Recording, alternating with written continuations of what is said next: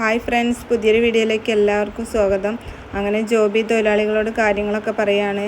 ഇവർ വേദയും വിക്രവും കൊലപാതകം നടത്തിയിട്ട് വന്നിട്ടുള്ള പുള്ളികളാണ്. നിങ്ങളെ ചതിക്കാൻ വേണ്ടിയിട്ട് ഇവർ കൂട്ട് നിൽക്കുകയാണ് എന്നൊക്കെ പറഞ്ഞിട്ട് ഇങ്ങനെ മാനസികമായിട്ട് ഇവരെ തളർത്താൻ വേണ്ടിയിട്ട് നോക്കുകയാണ് ജോബി ആണെങ്കിലോ പോലീസിനെ വിളിച്ചിട്ടുണ്ടല്ലോ. അപ്പോൾ പോലീസ് ഇപ്പോൾ എത്തും, ഇവരെ ഇപ്പോൾ കൊണ്ടുപോകും എന്നുള്ള രീതിയിലൊക്കെയാണ് തൊഴിലാളികളുടെ അടുത്ത് സംസാരിക്കുന്നത്. അതെ, ഇനിയിപ്പോൾ നിങ്ങളെ ഉദ്ദേശം എന്താ? സമരത്തിനായിട്ട് മുന്നോട്ട് പോവാണോ?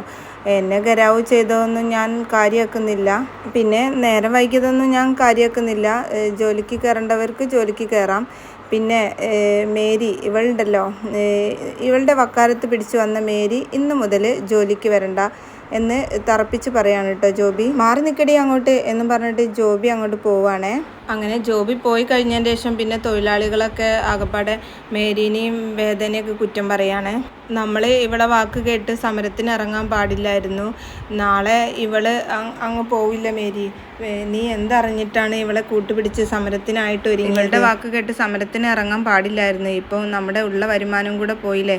കിട്ടിയ ശമ്പളം വാങ്ങി കഴിഞ്ഞാൽ മതിയായിരുന്നു, ഇവളുടെ വാക്ക് കേൾക്കണ്ടായിരുന്നു എന്നൊക്കെ പറഞ്ഞിട്ട് മേരിയെയും വേദയും വല്ലാതെ കുറ്റപ്പെടുത്തുകയാണ് തൊഴിലാളികൾ. എന്നാൽ ചിലർ വേദയുടെ ഭാഗം നിൽക്കുന്നവരുണ്ട് കേട്ടോ. അതിൽ ചിലർ പറയുന്നുണ്ട് അയാൾ നുണ പറയാണ്, അയാളുടെ കള്ളത്തരം കണ്ടുപിടിക്കുക എന്നുറപ്പായപ്പോൾ അയാളുടെ ഒരു നുണക്കഥയാണ് ഇത് എന്നൊക്കെ പറയുന്നവരുണ്ട്. അങ്ങനെ എല്ലാവരും കൂട്ടം കൂടിയിട്ട് മേരിനെയും വേദനയും വാക്കുകൊണ്ട് വല്ലാതെ ആക്രമിക്കുകയാണ്.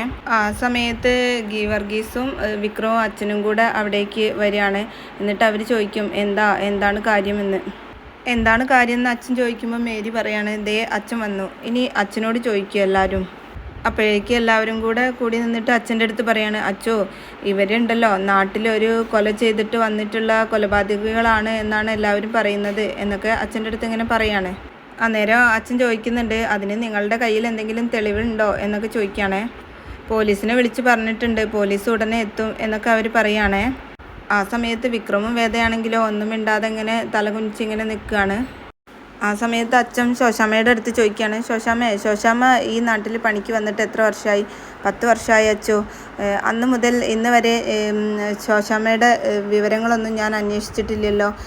ശോശാമ്മ എവിടെ നിന്ന് വന്നു എന്താണെന്നൊന്നും ഞാൻ അന്വേഷിക്കാതെ അല്ലേ ശോശാമ്മയ്ക്ക് ഞാൻ ജോലി തന്നത്? അതിനച്ചോ ഞങ്ങൾ അങ്ങനെ ഒരു തെറ്റും ചെയ്തിട്ട് വന്നവരല്ലല്ലോ എന്നിങ്ങനെ ശോശാമ്മ പറയാം. അച്ഛൻ ചോദിക്കുന്നുണ്ട്, അപ്പം ഇവർ തെറ്റുകാരെന്നാണോ ശോശാമ്മ പറയുന്നത്? അതിന് ശോശാമ്മയ്ക്ക് എന്തെങ്കിലും ഉറപ്പുണ്ടോ എന്നൊക്കെ ചോദിക്കുകയാണ്. എന്നാൽ ഞാൻ പറയാം, ഇവർ ഒരു തെറ്റും ചെയ്തിട്ട് വന്നവരല്ല, അതെനിക്ക് ഉറപ്പാണ് എന്നൊക്കെ അച്ഛൻ പറയാണ്.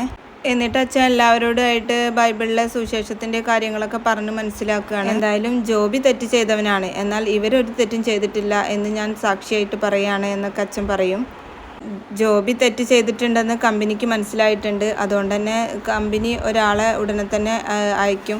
നിങ്ങളുടെ കാര്യത്തിൽ വൈകാതെ തന്നെ ഒരു തീരുമാനം ഉണ്ടാവും എന്നൊക്കെ പറയും. ഞാൻ പറയുന്ന കാര്യങ്ങളൊക്കെ നിങ്ങൾക്ക് മനസ്സിലാവുന്നുണ്ടെങ്കിൽ നിങ്ങൾ ഇപ്പം തന്നെ ബംഗ്ലാവ് എസ്റ്റേറ്റിൻ്റെ മുന്നിൽ പോയിട്ട് സമരം ചെയ്യണം, ഇപ്പം തന്നെ ചെയ്യണം എന്നൊക്കെ പറയാണ്. അങ്ങനെ അവരതിന് സമ്മതിക്കാണ് കേട്ടോ.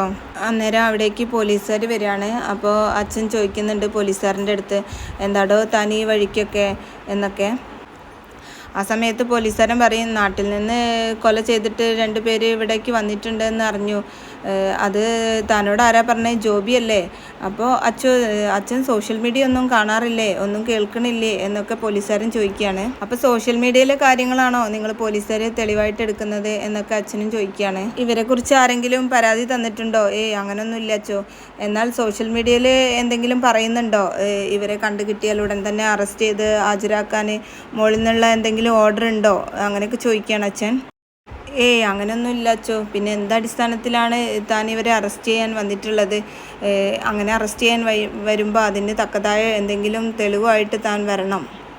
ഇവരൊരു തെറ്റും ചെയ്തിട്ടില്ല, തെറ്റ് ചെയ്യാത്ത ഇവരെ അറസ്റ്റ് ചെയ്യാൻ തനിക്ക് പറ്റില്ല എന്നൊക്കെ പറഞ്ഞിട്ട് പോലീസുകാരനെ ഇങ്ങനെ നിരുത്സാഹപ്പെടുത്തുകയാണ്. എന്നിട്ട് അച്ഛൻ പറയുന്നുണ്ട്, ശരിക്കും തെറ്റ് ചെയ്തത് ജോബിയാണ്, അപ്പോൾ അവനെ അറസ്റ്റ് ചെയ്യാൻ താൻ വരില്ലേ എന്നൊക്കെ ചോദിക്കുന്നുണ്ട്. അങ്ങനെ പോലീസുകാരനാണെങ്കിൽ വേറെ നിവർത്തിയൊന്നും ഇല്ലാതെ അവിടുന്ന് അങ്ങനെ പോവാണേ.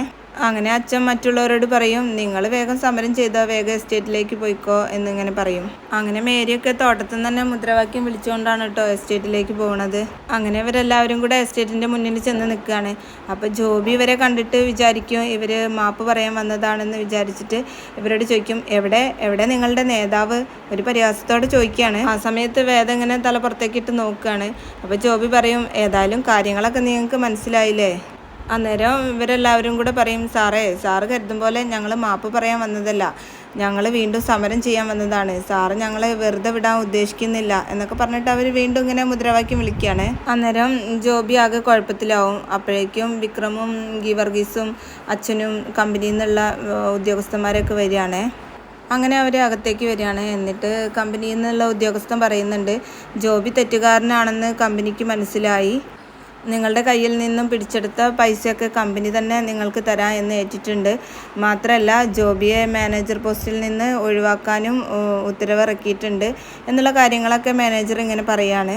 മാത്രമല്ല ഇയാൾക്ക് പകരം മറ്റൊരു മാനേജർ ഉടനെ തന്നെ ചാർജ് എടുക്കും എന്നൊക്കെ പറയുകയാണ് കേട്ടോ. അത് കേൾക്കുമ്പോൾ എല്ലാവർക്കും ഭയങ്കര സന്തോഷമാവാണ്. എന്നാൽ ജോബി ആണെങ്കിലോ അന്നേരം ഇത് കേട്ടിട്ട് ഭയങ്കര പ്രതികാരത്തോടു കൂടി നിൽക്കുകയാണ്. അതിനുശേഷം വേദന എല്ലാവരും പൊക്കിയെടുത്ത് മുദ്രാവാക്യമൊക്കെ വിളിച്ച് സന്തോഷത്തോടു കൂടി പോകുന്നുണ്ട്. അത് കണ്ടിട്ട് വിക്രമിനാണെങ്കിൽ വല്ലാത്ത സന്തോഷമൊക്കെ വരുന്നുണ്ട്. പിന്നെ കാണിക്കുന്നത് രാത്രിയാവുമ്പം വിക്രമും വേദയും കൂടെ പാറപ്പുറത്ത് വന്നിരിക്കുകയാണ്. വേദ വന്നിരിക്കുമ്പോൾ വിക്രം ഒരു ഗ്ലാസ് കട്ടൻ ചായയൊക്കെ ആയിട്ട് വരികയാണ്. അപ്പോൾ വേദ ചോദിക്കും, എന്താ ഈ നേരത്ത് കട്ടൻ ചായയൊക്കെ ആയിട്ട്? അപ്പോൾ വിക്രം പറയും, എനിക്ക് ഒരു ഗ്ലാസ് കുടിക്കണമെന്ന് തോന്നി, അപ്പോൾ തനിക്കും കൂടെ എടുത്തതാണ്. ആ ചായ കുടിച്ചിട്ട് വേദ ചോദിക്കും, ഈ ചായക്ക് എന്തോ ഒരു പ്രത്യേക ടേസ്റ്റ്, അത് എന്ന് പറഞ്ഞിട്ട് വിക്രം ഇങ്ങനെ ഒരു ചെറിയ പുഞ്ചിരിയോട് കൂടി നിൽക്കുകയാണ്. നേരെ വേദ ചോദിക്കും, എന്താ കാര്യം? ഒന്നുമില്ല, അതിലിത്തിരി ചുക്കുപൊടി ചേർത്തിട്ടുണ്ട്, ഇതല്ലല്ലോ ആദ്യം പറയാൻ വന്ന കാര്യം എന്നിങ്ങനെ വേദ ചോദിക്കുകയാണ്. അപ്പോൾ വിക്രം ചോദിക്കും, അത് ഞാനിപ്പോൾ പറയണോ? പറയേ, എന്നോടല്ലേ എന്ന്. അപ്പോൾ പറയാണ്, അത് പ്രേമത്തിൻ്റെ ഒരു ടേസ്റ്റാണ് എന്നാണ് ഞാൻ ഉദ്ദേശിച്ചത്. അയ്യേ, അത് എന്ന് പറഞ്ഞിട്ട് വേദ ഇങ്ങനെ കളിയാക്കുകയാണ്. അപ്പോൾ വിക്രം പറയും, ഞാൻ ആദ്യം പറയാൻ ഉദ്ദേശിച്ചതാ, പിന്നെ വേണ്ടാന്ന് വെച്ചതാണ്. അപ്പോൾ വേദ ഇങ്ങനെ ചിരിക്കുന്ന കണ്ടിട്ട് വിക്രം ചോദിക്കുകയാണ്, എന്താ താനിങ്ങനെ ചിരിക്കുന്നത്? അല്ല, ഞാൻ ആലോചിക്കുകയാണ്, ഗുണ്ടായിരുന്ന ആള് ഇപ്പം ഇങ്ങനെയൊക്കെ കണ്ടപ്പോൾ എനിക്ക് ചിരി വന്നതാണ്. സമയം ആ ഗുണ്ടായിരിക്കുന്ന നല്ലത് എന്ന് വേദ പറയട്ടോ. അപ്പോൾ വിക്രം ചോദിക്കും, എന്നാൽ ഞാൻ അങ്ങനെ മാറണോ?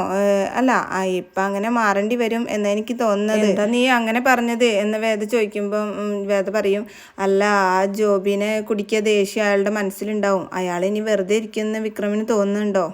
അപ്പോൾ വിക്രം പറയും, എന്നാൽ അയാൾ പ്രതികാരം ചെയ്യുന്നതിന് മുമ്പ് അയാൾക്കിട്ട് 4 കൊടുത്താലോ? അപ്പോൾ വേദ പറയും, അതെ, അതാണോ ഞാൻ പറഞ്ഞതിനുള്ള അർത്ഥം? പിന്നെ വിക്രം പറയും, എന്തായാലും വരുന്നിടത്ത് വെച്ച് കാണാം, എന്തായാലും ജോബി നമ്മളെക്കുറിച്ചുള്ള വിവരങ്ങളൊക്കെ അന്വേഷിച്ച് പോവാതിരിക്കില്ല, അത് ഉറപ്പാണ്. അങ്ങനെ നിൻ്റെ ഏട്ടനും അങ്കിളൊക്കെ ഇവിടെ തിരഞ്ഞു വരും എന്നുള്ള കാര്യം ഉറപ്പാണ് എന്നൊക്കെ പറയും. എന്തായാലും അനിയൻകുട്ടൻ്റെ വായിൽ നിന്ന് ആ സത്യം പുറത്തു വരുന്നവരെ നമുക്കിങ്ങനെ പിടിച്ചു നിന്നേ പറ്റൂ എന്നൊക്കെ പറയുന്നതോടു കൂടിയാണ് കേട്ടോ ഇന്നത്തെ എപ്പിസോഡ് അവസാനിക്കുന്നത്. അപ്പോൾ ഇന്നത്തെ പ്രമോ നിങ്ങൾക്ക് ഇഷ്ടപ്പെട്ടാൽ ചാനൽ സബ്സ്ക്രൈബ് ചെയ്യാതെ കാണുന്നവരാണെങ്കിൽ ഒന്ന് സബ്സ്ക്രൈബ് ചെയ്ത് സപ്പോർട്ട് ചെയ്യണേ.